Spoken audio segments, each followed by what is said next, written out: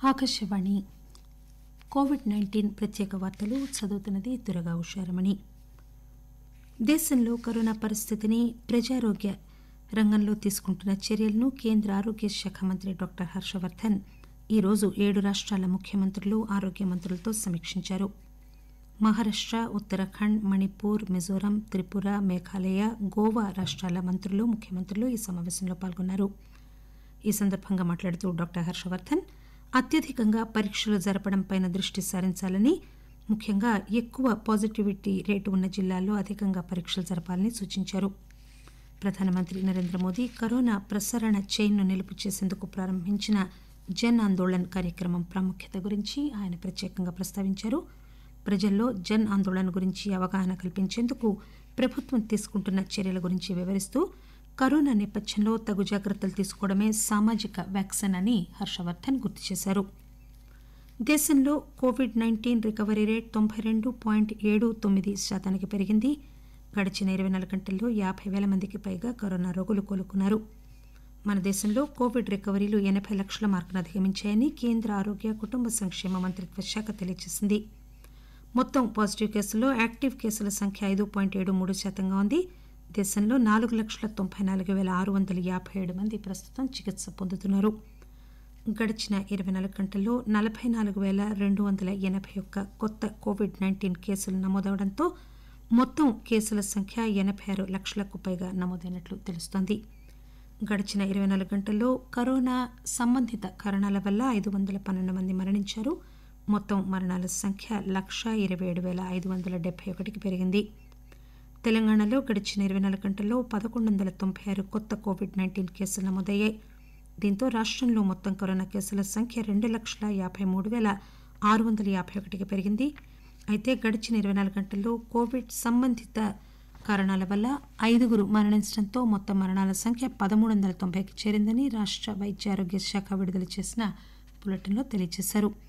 మరోవైపు అదే సమయంలో హైదరాబాద్లో 192 కొత్త కోవిడ్-19 కేసులు నమోదయ్యాయి. ఆంధ్రప్రదేశ్ రాష్ట ప్రభుత్వం కోవిడ్-19 టెస్టుల సంఖ్యను పెంచింది. గడిచిన 24 గంటల్లో 67,910 శాంపిల్స్ పరీక్షించగా 1,886 కొత్త కోవిడ్-19 కేసులు నమోదయ్యాయి. అదే సమయంలో 2,151 మంది రోగులు కోలుకున్నారు. వివిధ కరోనా ఆసుపత్రుల నుంచి డిశ్చార్జ్ అయ్యారు.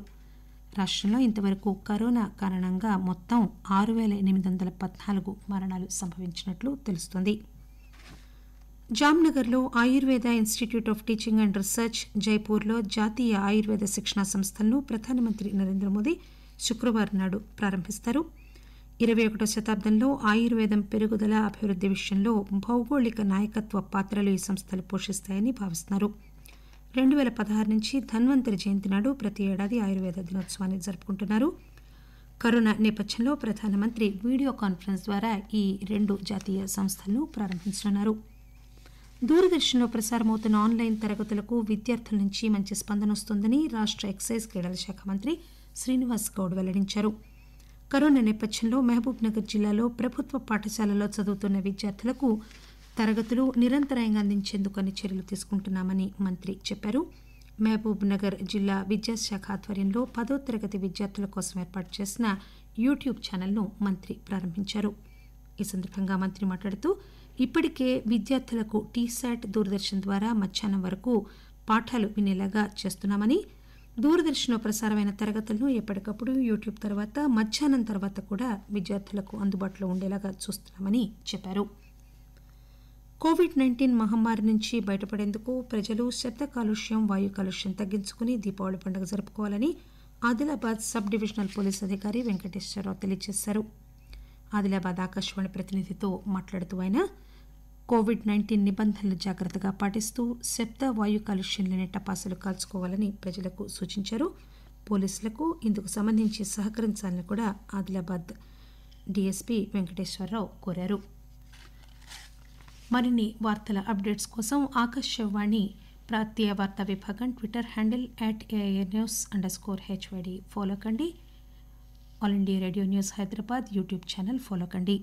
ఆకాశవాణి కోవిడ్-19 ప్రత్యేక వార్తలు ఇంతటితో సమాప్తం.